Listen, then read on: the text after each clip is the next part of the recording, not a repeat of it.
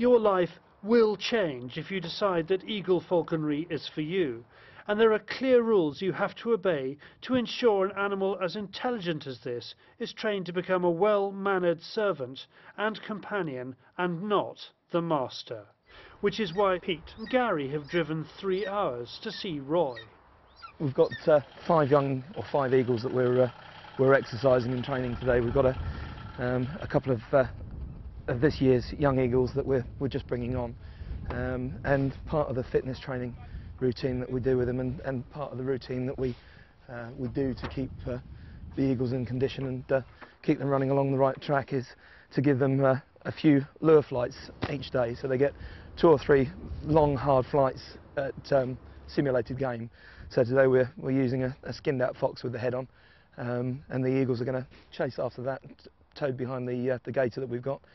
We're going to be, at the moment, we're going to be doing a few flights into the wind, so they're going to have to work really, really hard. And it's a very quick way of building up fitness with the birds. Once they get hold of it, then we simulate a bit of a fight, just to get them concentrating on the lure. Then we'll just go in, give them a reward, and then trade them off. Roy's using a John Deere Gator for his training. Its speed and lightweight, plus its off-road ability, means he can give the eagles a run for their money. First up is Gary.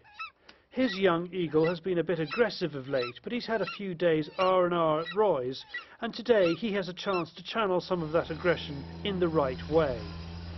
Gary's going to stand reasonably close for the slip, because the idea is we want the eagle to be straight off after the lure, at very close quarters, and straight up on it, you know, really, really powering into it and working hard on it.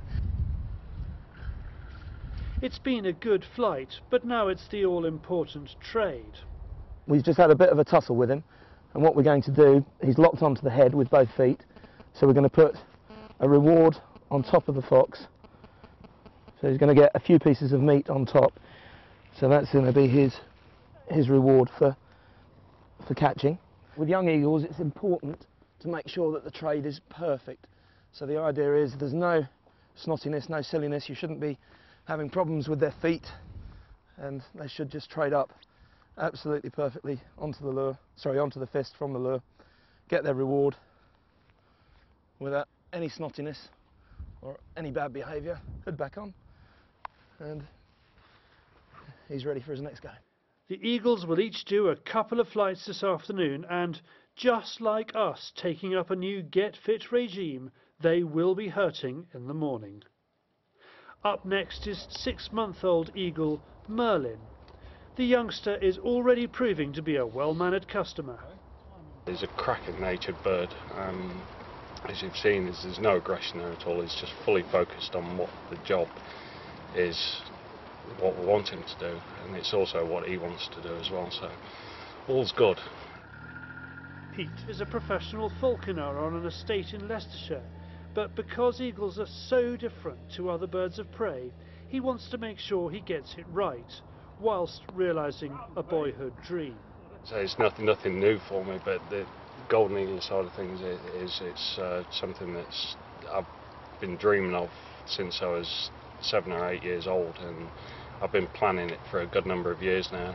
So to get to this stage now, it's a dream come true for me. I just hope that I can live as long as the golden eagle. I doubt it. He doesn't drink. He doesn't smoke. And well, I do, I'm afraid. Time to pack up the birds, the gator, and get back to Roy's for a wash and brush up. It's pedicures all round. So just cleaning the bird's feet up afterwards, after we've been flying. So just to make sure there's no scratches or nicks or anything going wrong with their feet, and to take all the mud and grime off their feet. So it just keeps their feet a lot healthier. What we'll do is we'll scrub them off with soapy water, and then afterwards we'll just oil them up a little bit, just to make sure that they don't dry out. But again, this is very good for the birds. It's a good habit to get into, because it gets the birds used to being handled, and you're not worried about your hands coming in and working on them.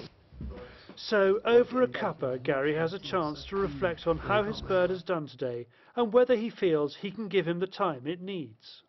It's my first eagle and I've made mistakes, and I'm knocking on Roy's door because I need to see a path where I've got to take the bird in order to rectify these small mistakes I've got. And the bird's been down here now for 3 days and he is a different bird. He's really chilled out now, and he's starting to come round and see what his job is in our falconry circle, which is obviously we like to take them out, fly them and hunt them. The time and effort needed to put into a bird is 100% commitment. You can't waver. Everything, every day you've got to keep that bird stimulated, and that bird could live 30, 40, maybe 30, 40 years, maybe even longer. So if you're taking on if you're thinking about taking on an eagle, then it's not as easy a step to make as a lot of people think it is. You've got to realise that you've got to take that bird into your life, and your life has got to become that of an eagle falconer.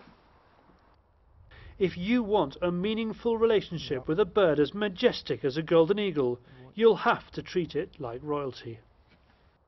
That's it.